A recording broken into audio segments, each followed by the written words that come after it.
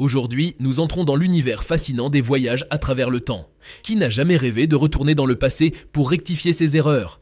Préparez-vous alors à être emporté, car cette vidéo vous dévoilera un voyageur temporel venu du futur, découvert par les scientifiques et détenteur d'un secret terrifiant. Mais avant d'aller plus loin, nous aborderons le sujet du voyage dans le temps et ensuite évaluer sa réalisabilité. Explorer l'idée fascinante du voyage dans le temps. Mythe ou réalité? Avez-vous déjà imaginé faire un bond dans le temps comme dans les films de science-fiction? Depuis des siècles, l'idée de voyager dans le temps fascine plusieurs personnes scientifiques ou non. Mais est-ce juste une fantaisie cinématographique ou quelque chose de potentiellement réalisable?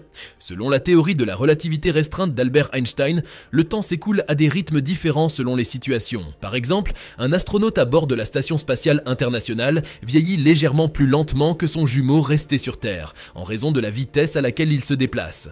Des scientifiques explorent également d'autres concepts, comme les trous de verre, qui pourraient théoriquement offrir des raccourcis dans l'univers. Si un jour nous pouvions contrôler ces phénomènes, qui sait, peut-être pourrions-nous réellement voyager dans le temps.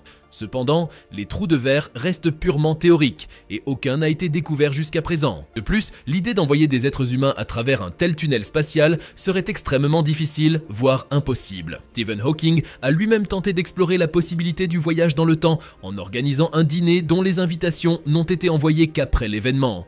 Cette expérience visait à attirer l'attention d'éventuels voyageurs temporels du futur, mais aucun n'est apparu. Comme l'a souligné Hawking, l'absence de visiteurs du futur est peut-être la meilleure preuve que le voyage dans le temps est une impossibilité. Cependant, les astrophysiciens disposent d'une forme unique de voyage dans le temps grâce à leur télescope. En observant les galaxies lointaines, ils scrutent en quelque sorte le passé de l'univers, car la lumière mettant du temps à parcourir l'immensité de l'espace avant d'atteindre la Terre, nous observons ces objets tels qu'ils étaient il y a des millions ou des milliards d'années. Pourtant, même si nous ne pouvons pas voyager dans le temps comme le suggèrent les œuvres de fiction, nous comprenons que le temps n'est pas une notion fixe. Les horloges des avions et des satellites, par exemple, ne se déplacent pas à la même vitesse que celles sur Terre. De plus, la perspective du temps est relative. Nous vieillissons tous à la même vitesse, mais notre perception du temps peut varier en fonction de notre vitesse de déplacement. Cependant, lorsque nous évoquons le voyage dans le temps, nous imaginons généralement quelque chose de bien plus spectaculaire que notre simple progression, à raison d'une seconde par seconde. Mais la science soutient que le voyage dans le temps est théoriquement possible, notamment grâce à la relativité d'Einstein, qui établit un lien entre le temps et l'espace. Selon cette théorie, plus vous voyagez vite, plus le temps semble s'écouler lentement.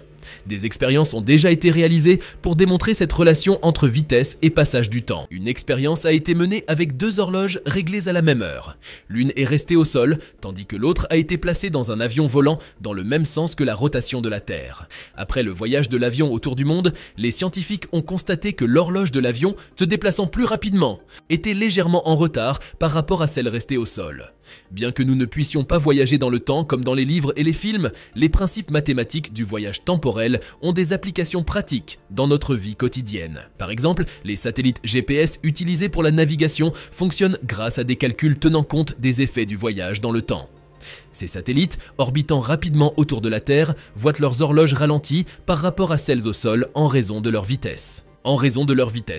Cependant, du fait de leur altitude élevée, où la gravité est plus faible, leurs horloges tournent légèrement plus vite que celles sur Terre, en accord avec la théorie d'Einstein sur la gravité et le temps. Le résultat global est que les horloges des satellites GPS mesurent le temps à un rythme légèrement différent de celui d'une seconde par seconde. Heureusement, les scientifiques peuvent corriger ces variations temporelles grâce à des calculs mathématiques. Sans cette correction, les satellites GPS ne pourraient pas déterminer avec précision leur position ni la vôtre, entraînant des erreurs significatives dans la navigation.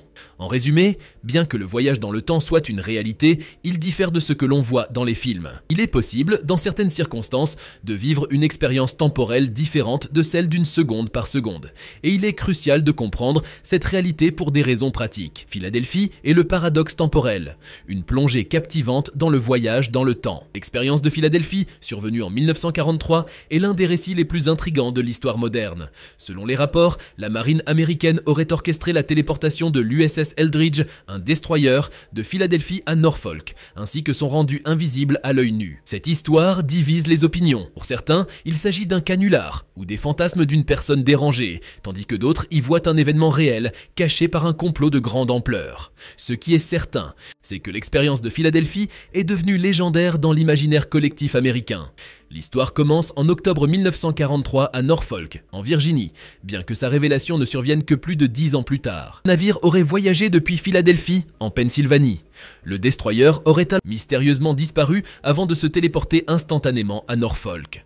Cette disparition et téléportation semblaient constituer deux aspects distincts de l'expérience. Une fois l'USS Eldridge arrivé à Norfolk, il était évident que quelque chose d'anormal s'était produit. Certains membres d'équipage avaient mystérieusement disparu pendant le voyage, tandis que d'autres avaient été affectés de manière alarmante. Certains étaient devenus fous, d'autres étaient devenus invisibles, puis retrouvé leur forme. Et certains semblaient avoir fusionné avec le vaisseau de manière inquiétante. Ces événements extraordinaires ont laissé des séquelles durables et il est intéressant de noter qu'aucun navire américain ne dispose actuellement de technologie d'invisibilité ou de téléportation. Cette histoire fascinante a été rapportée par un certain Carl Allen, également connu sous le pseudonyme de Carlos Allende. Il a envoyé une description détaillée de l'incident à l'Office of Naval Research de l'US Navy, affirmant avoir été témoin des événements depuis le SS Andrew Furuseth. Malgré les doutes soulevés par les nombreux éléments improbables de sa lettre, l'histoire s'est répandue rapidement, captivant l'imagination du public.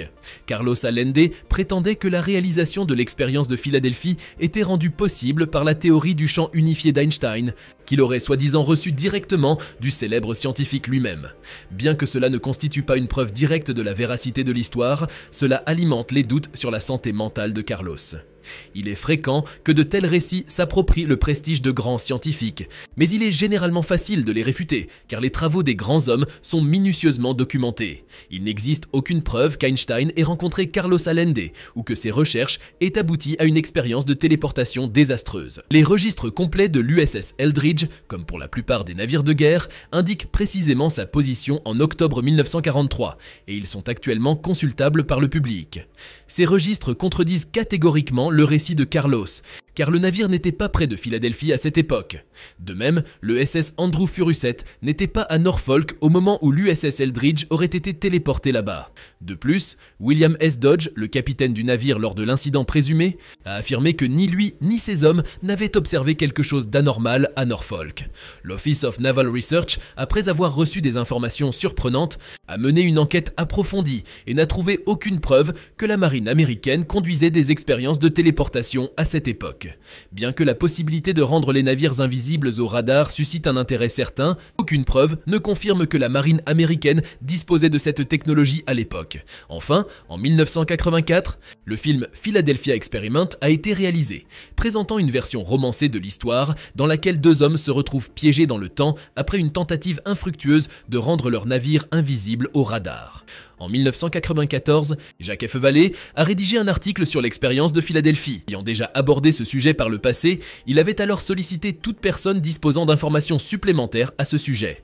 Sa requête a été entendue par un certain Edward Dudgeon, un ancien électricien de la marine ayant servi entre 1942 et 1945 sur l'USS Engstrom, un navire stationné à Philadelphie pendant l'été 1943. Grâce à la nature de ses fonctions, Dudgeon avait eu accès aux secrets de l'équipement à bord de son navire ainsi que de l'USS Eldridge. Dave Roos de How Stuff Works a développé l'explication de Dudgeon dans son article intitulé « Comment l'expérience de Philadelphie a fonctionné ». Selon Dudgeon, loin d'être des moteurs de téléportation conçus par Einstein ou des extraterrestres, les dispositifs en question permettaient aux vaisseaux de brouiller leur signature magnétique grâce à une technique appelée démagnétisation. Les navires étaient enveloppés de gros câbles puis soumis à des charges à haute tension. Un navire ainsi démagnétisé ne serait pas invisible au radar, mais serait indétectable par les torpilles magnétiques des sous-marins. Il est donc clair qu'il n'y a aucune preuve tangible d'un lien entre Einstein et un quelconque projet naval visant à rendre les objets solides invisibles ou à les téléporter. Aucune trace non plus ne confirme la rencontre entre Carlos Allende et Einstein, ni le développement par Einstein d'une telle technologie. Cependant, des éléments contraires à la présence présumée de l'USS Eldridge à Philadelphie et à Norfolk le 28 octobre 1943 existent bel et bien. Des interrogations persistent également concernant la capacité d'Allende à prouver que d'autres témoins ont été présents lors de l'incident. À ce jour, aucune preuve autre que les écrits de Carlos Allende ne vient étayer la légende de l'expérience de Philadelphie. C'est déjà la fin de cette vidéo. Merci d'avoir été avec nous. Quelle est votre opinion sur l'expérience de Philadelphie? N'oubliez pas de nous faire part de vos réflexions dans les commentaires. Ne manquez pas de vous abonner, de cliquer sur la cloche pour recevoir les notifications et de nous laisser un j'aime. À très bientôt.